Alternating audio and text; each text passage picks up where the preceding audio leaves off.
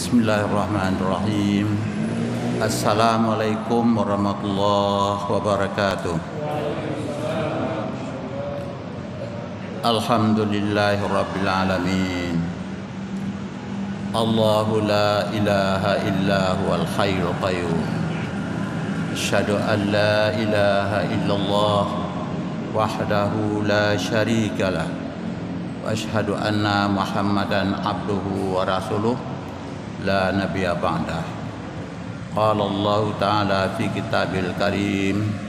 A'udzu billahi minasyaitonir rajim.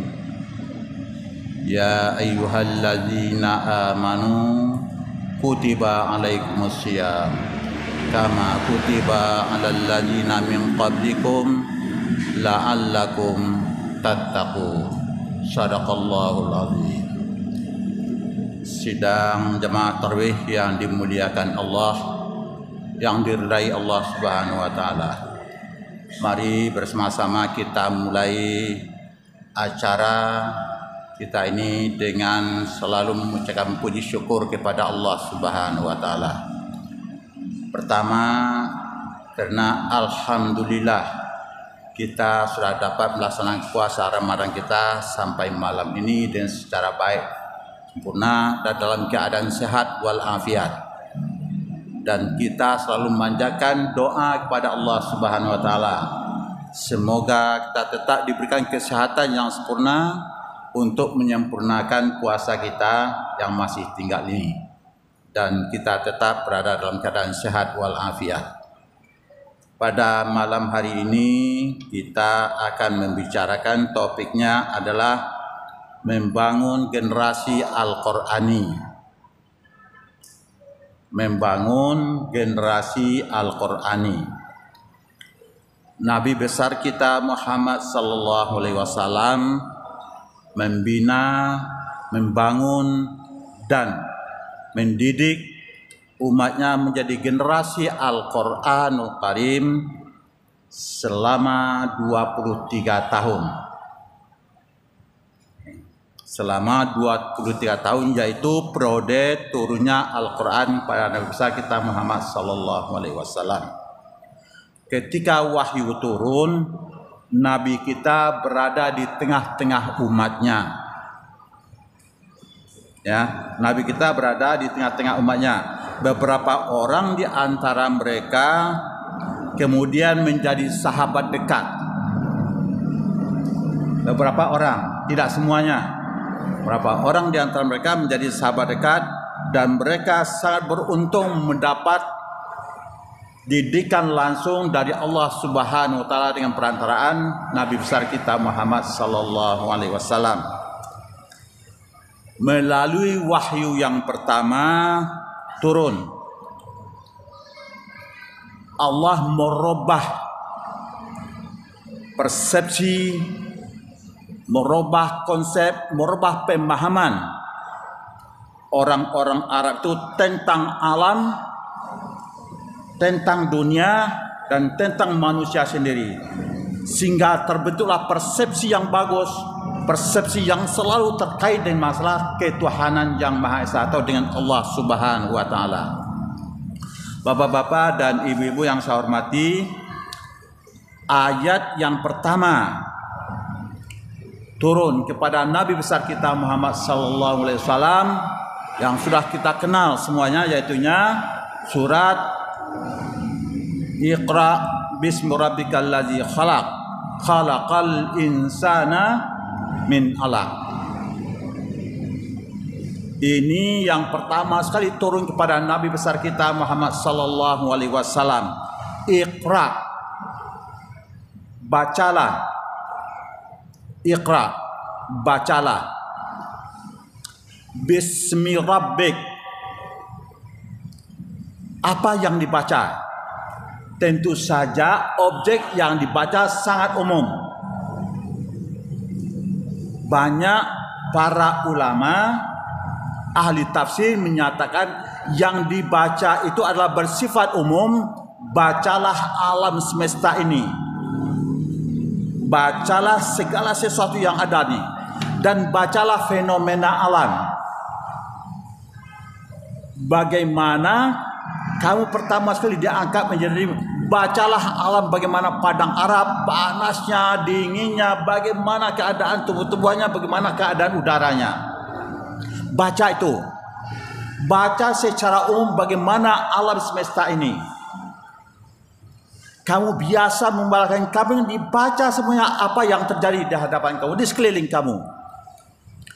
Kita di Indonesia juga bisa membaca bagaimana yang terjadi di sekeliling kita. Kenapa kok terjadi banjir? Kenapa kok terjadi gempa?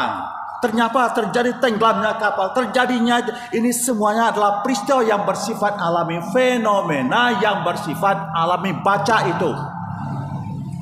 Tentu saja ini tidak mungkin terjadi dengan sendirinya. Ingin disampaikan oleh Allah Subhanahu wa Ta'ala, peristiwa apapun yang terjadi tidak akan terjadi sendirinya. Mengantarkan kita akan memberikan pemahaman kita tentang ini.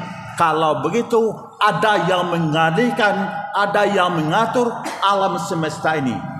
Karena itu disampaikan Iqra bismi rabbik, nama Tuhan engkau. Konteks ayat ini rabbik, tidak rabbil alamin. Kita yang baca alhamdulillahi rabbil alamin. Di sini tidak bicara tentang rabbil alamin. Tidak berbicara Rabbil Mu'minin, tidak berbicara Rabbin Nas, tetapi Rabbik dikhususkan kepada Nabi besar kita Muhammad Sallallahu Alaihi Wasallam. Inilah yang disampaikan kepada umatnya. Disinilah yang pendidikan terhadap umatnya. Rabb, siapa itu Rabb? Yang mendidik, yang menciptakan alam, yang memelihara alam, yang menciptakan secara indah. Allazi ahsana kulla syai'in khalaqahu, menciptakan yang sangat indah sekali. Bapak-bapak dan ibu-ibu, dari sini Al-Quran menjelaskan kepada Nabi besar kita Muhammad sallallahu alaihi wasallam, mulai memberikan pendidikan kepada generasi barunya, memberikan pendidikan kepada generasi muda. Ayat ini disampaikan oleh Nabi kita berulang-ulang kepada para sahabat, berulang-ulang. Iqra bismi rabbikal ladzi khalaq. Dan setelah itu khalaqal insana min alaq. Coba kita lihat runtutan ayatnya. Setelah membaca alam semesta, setelah membaca fenomena alam ini, kemudian dibaca allazi khalaqal insana, yang menjadikan manusia. Sekarang ini kata Allah Subhanahu wa Ta'ala sampaikan pada Nabi kita, setelah membaca fenomena alam, baca fenomena manusia. Khalaqal insana, insan. Pertama sekali kata-kata insan di dalam Al-Quran, manusia. Bacalah fenomena manusia, fenomena sosial. Kalau kita di Indonesia, kita lihat bermacam-macam fenomena sosial. Di sini ada kekerasan, di sini ada kejahatan, di sini bermacam-macam fenomena. Hukum yang tidak benar, keadilan yang tidak benar. Kata Allah Subhanahu wa Ta'ala, baca itu. Iqra bismi rabbikal ladzi khalaq, baca alam semesta, fenomena alam, dan baca fenomena sosial. Khalaqal insana min alaq. Kenapa di sini Allah Subhanahu wa Ta'ala menyatakan khalaqal insana min alaq, padahal ayat-ayat lain mengatakan khalaqal insana min tin, min turab, min hama'in, tetapi di sini dikatakan khalaqal insana min alaq, dari alaqah, manusia. Asal kejadian manusia. Kalau disebut dengan alaqah, yang sudah tergantung di dinding rahim si ibu. Apa maknanya? Kalau begitu, alaqah ini bisa diketahui dengan ilmu pengetahuan. Kalau kita bicara tentang aturan segalanya, apa hubungannya dengan manusia? Tetapi kalau alaqah, asal manusia bisa dikaji dengan ilmu pengetahuan kalau sekarang. Secara empiris, bisa dikaji dengan laboratorium. Pesan apa yang dikatakan? Kalau begitu manusia ini diciptakan sama. Alaqah. Laki-laki perempuan sama diciptakan oleh Allah Subhanahu wa taala. Kalau sama, sampaikan wahai Muhammad kepada bangsa Arab. Orang-orang yang sombong, yang angkuh, teman-teman kamu itu semua. Asal kejadian kita sama, apa yang kalian sombongkan, apa yang kalian angkuhkan, jabatan, kedudukan, asal kita sama. Khalaqal insana min alaq. Karena itu nanti akhir ayat nanti ditambah lagi, kalla innal insana la yatgha an ra'ahu istaghna. Wahai manusia, sekali-kali jangan. Kalla innal insana la yatgha. Jangan bersifat tagha, jangan bersifat zalim, jangan bersifat kejam. Innal insana la yatgha an ra'ahu istaghna. Kalau kamu sudah cukup, jabatan sudah cukup, kedudukan sudah cukup, segala sudah cukup, kenapa kamu kok tagha, karut, zalim, kejam seperti Fir'aun? Kalla innal insana la yatgha an ra'ahu istaghna. Orang tuh biasanya kalau zalim, dia kalau sudah menjabat, mempunyai kedudukan, mempunyai jabatan, baru dia zalim. Kalla, kata Tuhan, kalla innal insana la yatgha an ra'ahu istaghna. Ingat asal kejadian kalian. Kalla innal insana la yatgha an ra'ahu inna ila rabbika. Toh akhirnya kita kembali pada Allah Subhanahu wa taala. Inna lillahi wa inna ilaihi raji'un. Kita diciptakan dari alaqah dan kembali pada inna lillahi wa inna ilaihi raji'un.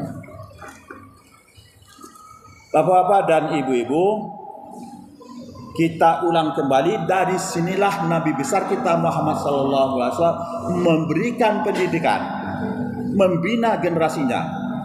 Ayat yang disampaikan, yang diturunkan Allah pada Nabi, disampaikan oleh Nabi kita berulang-ulang, 10 kali, 100 kali. Nabi kita kalau sudah sampai kepada ayat-ayat misalnya mengenai masalah tentang taubat, Nabi berhenti sana, mengingat kesalahan-kesalahannya, mengingat dosa-dosa semuanya. Karena itu disebutkan Nabi besar kita Muhammad sallallahu alaihi wasallam menyampaikan pada para sahabatnya dan dilaksanakan oleh Nabi sekali. Paling kurang dalam 1 hari istighfarnya, taubahnya 80 kali atau lebih dari 100 kali. Coba kalau kita bayangkan apa sih dosa yang dilakukan oleh Nabi besar kita Muhammad sallallahu alaihi wasallam. Apa masalah? Tidak ada. Toh dia diampuni, minta taubat pada Allah Subhanahu wa taala. Dan Allah sudah menjanjikan, yaghfiru ma taqaddama min dzambi. Allah mengampuni dosa-dosa yang sudah berlalu dan dosa-dosa yang akan datang. Dosa yang sudah lalu, dosa yang akan datang diampuni oleh Allah Subhanahu wa taala. Kalau kita, siapa yang menjamin?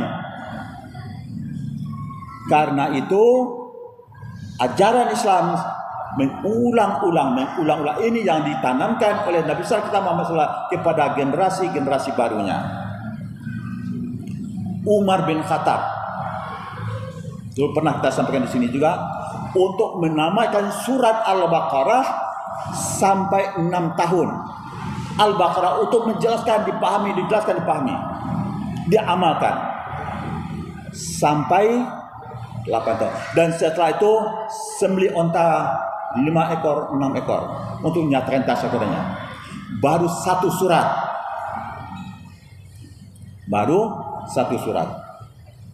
Kiai Haji Ahmad Dahlan disebutkan di dalam sejarah berbicara surat Al-Ma'un. Ara'aital ladzi yukadzibu biddin fadzalikal ladzi yad'ul yatim. Surat Al-Ma'un selama 3 tahun memberikan pendidikan kader-kader pada pemuda-pemuda Muhammadiyah. selama 3 tahun untuk surat Al-Maun saja. Sudahkah kalian amalkan surat ini? Sudahkah ditemukan anak-anak yatim, fakir miskin? Akhirnya Muhammadiyah mendirikan panti-panti asuhan untuk orang-orang miskin, untuk anak-anak yatim. 3 tahun mengamalkan surat itu saja. Kenapa? Karena tradisi yang dilakukan, diajarkan oleh Nabi besar kita Muhammad SAW, sedikit ayat yang disampaikan tetapi diamalkan lebih banyak. Sedikit disampaikan dan diamalkan lebih banyak. Dan itulah etika Al-Quran. Sedikit yang dapat kita ketahui tapi diamalkan dengan sebaik-baiknya, diamalkan sebanyak-banyaknya. Jangan sampai banyak kita ketahui tapi tidak diamalkan. Banyak diketahui tapi tidak diamalkan. Atamuruna nasa bil birri wa tansawna anfusakum wa antum tatluna kitab afala taqilun. Kenapa kamu menyuruh orang untuk kebaikan? Atamuruna nasa bil birri wa tansawna, tetapi kamu melupakan diri kamu sendiri. Mengingatkan orang, tetapi melupakan diri sendiri. Wa antum tasluna kitab, membaca kitab juga. Afala taqilun. Ini tidak sesuai dengan etika Al-Quran. Banyak orang yang heran, kenapa kok sekarang banyak umat Islam tetapi tidak beramal sesuai dengan ajaran Islam? Karena hanya sekedar pengetahuan tetapi tidak diamalkan. Betapa banyaknya yang hafal Al-Quran dan bahkan maaf saja kadang-kadang tingkah lakunya berbeda dengan pesan-pesan Al-Quran itu sendiri. Biar sedikit kita ketahui, tetapi kita amalkan banyak. Pesan yang jelas di sini kita jelaskan, surat Iqra kita membaca alam dan membaca fenomena sosial. Fenomena alam dan fenomena manusia. Dengan selalu membaca ini dan selalu memahaminya ini, dan selalu memahami ini, akhirnya kita akan semakin dekat dengan Tuhan dan akhirnya kita akan semakin cinta kepada Allah Subhanahu. Kapan itu? Kalau kita memahaminya dengan banyak, memahami dengan banyak, kemudian baru kita amalkan dengan secara baik. Di bulan puasa ini adalah kesempatan kita untuk beramal lebih baik. Mungkin pengetahuan kita biasa sedikit tapi kita amalkan lebih baik. Bapak-bapak dan ibu-ibu yang saya hormati, kalau kita lihat berbicara tentang alam dan berbicara tentang manusia, Nabi besar kita Muhammad SAW pada satu malam terbangun sampai pagi menangis membaca satu ayat, meneteskan air mata. Waktu pagi harinya, waktu fajar, Bilal yang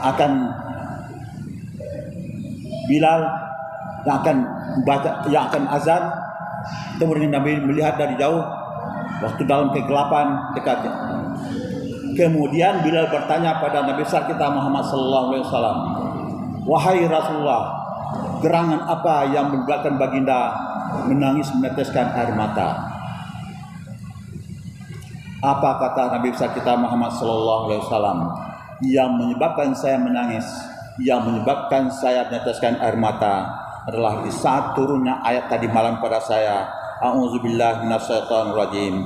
Inna fi khalqis samawati wal ard wa ikhtilafil laili wan nahar la ayatil liulil albab. Bahwasanya pada kejadian langit dan bumi dan pertikaian malam dan siang merupakan tanda-tanda keberadaan Allah Subhanahu wa taala, tanda-tanda kekuasaan Allah Subhanahu wa taala bagi orang-orang yang mempergunakan akalnya. Surat Ali Imran surat 3 ayat 190. Nabi besar Muhammad SAW menambahkan, celakalah orang yang mendengarkan ayat ini tetapi tidak merenungkannya dan tidak memahaminya. Bahkan apa yang kita lihat dari mata kita sendiri, tanda-tanda kebesaran Allah Subhanahu wa taala, tetapi tidak menjadikan. Coba kalau kita lihat ayat-ayat yang banyak menyatakan sesungguhnya dalam ayat lain, afalam yasiru fil ardi fatakuna lahum